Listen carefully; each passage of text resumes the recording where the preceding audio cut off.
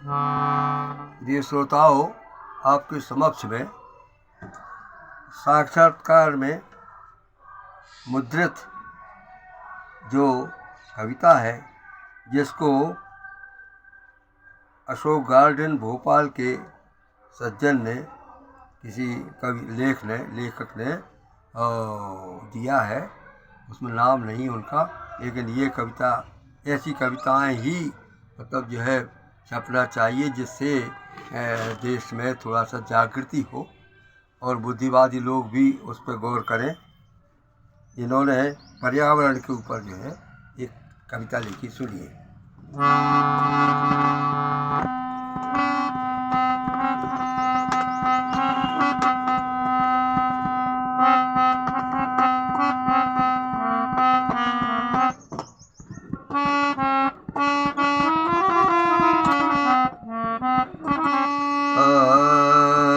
गजल है। एक बस्ती जब से शहर हो गई,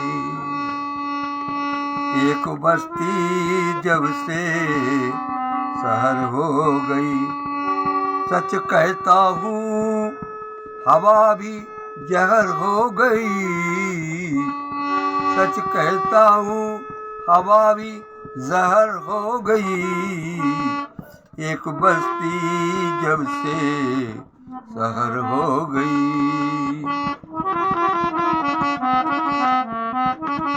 कंक्रीट के जंगलों में बचे नहीं दरख्त, शहरों की हालत। कंक्रीट के जंगलों में बचे नहीं दरख्त, बेमौसम बारिश खुदा का कहर बन गई, बेमौसम बारिश खुदा का कहर बन गई।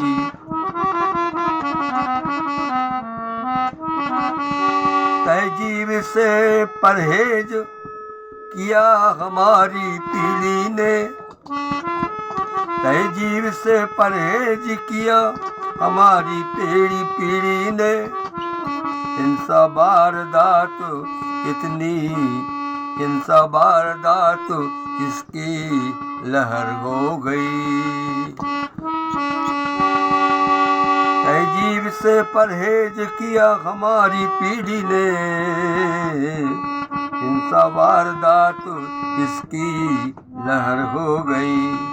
झूठ बेईमानी छिपकर देसी थी हालतें, छुपकर झूठ बेईमानी छिपकर देखी थी हमने, पहले छुप कर के होते थे ये पाप, अब देखिए झूठ बेईमानी छिप कर देखी थी हमने, यकीन नहीं होता सभी को खबर हो गई, यकीन नहीं होता सभी को खबर हो गई। अब बच्चा बच्चा जानने लगा कि झूठ, फरेब, बेईमानी, भ्रष्टाचार आम है। मिलता सुकून जीवन की, मिलता सुकून जीवन की शाम ढल गई, यकीन नहीं होता झूठ बेईमानी छिपकर देखी थी हमने, यकीन नहीं होता सभी को खबर हो गई। मिलता सुकून जीवन की शाम ढल गई, भोर की बेला में थमी दोपहर हो गई। अब भोर नहीं होती है डायरेक्ट, वो दोपहर होती है, क्योंकि सूरज जो है डायरेक्ट हमारे ऊपर पड़ रहा है। भोर की बेला में थमी मिलता सुकून जीवन की शाम ढलने पर, मिलता सुकून जीवन की शाम ढलने पर, भोर की बेला में थमी दोपहर हो गई। सपनों की खातिर रात गुजारी यादों में, सपनों की खातिर रात गुजारी यादों में, कि कोई अच्छे सपने आए, लेकिन रात गुजर गई, सपने नहीं आए। सपनों की खातिर रात गुजारी यादों में, आंख लगी भी न थी, आंख भी लगी न थी और सहर हो गई। पूरी रात जागते रहे और सवेरा हो गया, किंतु सपना नहीं आया। आंख लगी न थी और सहर हो गई, एक बस्ती जब से सहर हो गई। सच कहता हूँ हवा भी जहर हो गई। कंक्रीट के जंगलों में बचे नहीं दरख्त, बेमौसम बारिश खुदा का कहर हो गई। ये जो है कविता आपने सुनी।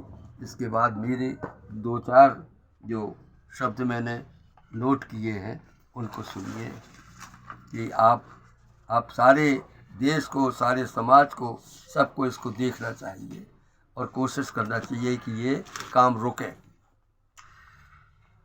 वन विभाग के कर्मचारी ध्यान दें और जंगल के प्रतिदिन हर दिशा से साइकिल पर आने वाले लोग जो जंगल के नए नए गोजे, नए नए डालियों को काट करके अपना गट्ठर भर के लाते हैं हर दिशा से, हर समय। और वो उसको जो है यहाँ पर शहरों में जो शहर के लोग थे, पहले आपकी जो बकरियाँ जंगल में जाती थीं, अब घर बैठे चराते हैं, पैसे देते हैं, तो इस प्रकार से वो उनका हाथ बनता है। लेकिन जंगल इससे जो है नष्ट हो रहे हैं। जंगल जब पेड़ का ऊपर की पुंगी काट ली जाएगी तो विकास रुक जाता है, और जैसे बिकता तो सूखता है तो कटता है। इस प्रकार से ये गोजों से हमारे जंगलों को बहुत क्षति हो रही है, और इसी कारण वर्षा भी रुक गई है और पर्यावरण भी रुक गया है। अतः हर आदमी को चाहिए, और विशेष तौर से वन विभाग के अधिकारियों को चाहिए और प्रशासन को चाहिए कि वो इस गंदी आदत को रोकें, क्योंकि लगभग सन 50 के पहले ये बात नहीं थी। राजाओं के शासन में सभी बकरियां, सभी जानवर जंगल जाते थे, क्योंकि गोचर थी, गोचर भूमि खत्म हो गई, तो अब वहाँ पर कोई ना बचा, तो चारा नहीं बचा, तो लोग ये जितने भी लोग हैं दिन भर गोजे काटते हैं और रात सुबह से ला कर बेचते हैं। और वो पूरे शहर में क्या, एक जगह नहीं, पूरे मध्य प्रदेश में, और मेरा तो कहना है कि पूरे भारत में ये कुप्रथा चली हुई है 50-70 सालों से, जिससे हमारा पर्यावरण नष्ट हो रहा है। इस प्रथा को नष्ट करना होगा। ऐसे वन विभाग के लोग अपने सख्ती करके उन साइकिल वालों को जो बड़े बड़े गट्ठर नए नए पेड़ों के लाते हैं काट के, उनकी साइकिलें जब्त करें, उनको रोकें, उनको दूसरा कार्य करने के लिए प्रशासन प्रेरित करे।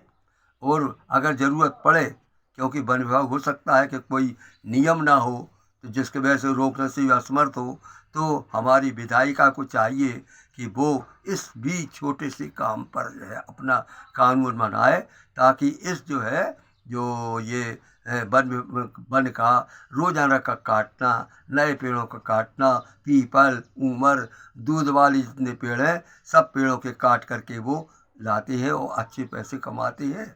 और उससे जो है घर बैठे जितने बकरी पालने वाले हैं अब घर ही में चराते हैं। इस प्रकार जंगलों का नाश हो रहा है। आपसे सबसे प्रार्थना है, हमारे अपने जनगण से प्रार्थना है, जनता से प्रार्थना है कि इस बुरी प्रथा को रोकने का कष्ट करें। धन्यवाद। मनमोहन पांडे, बिजावर।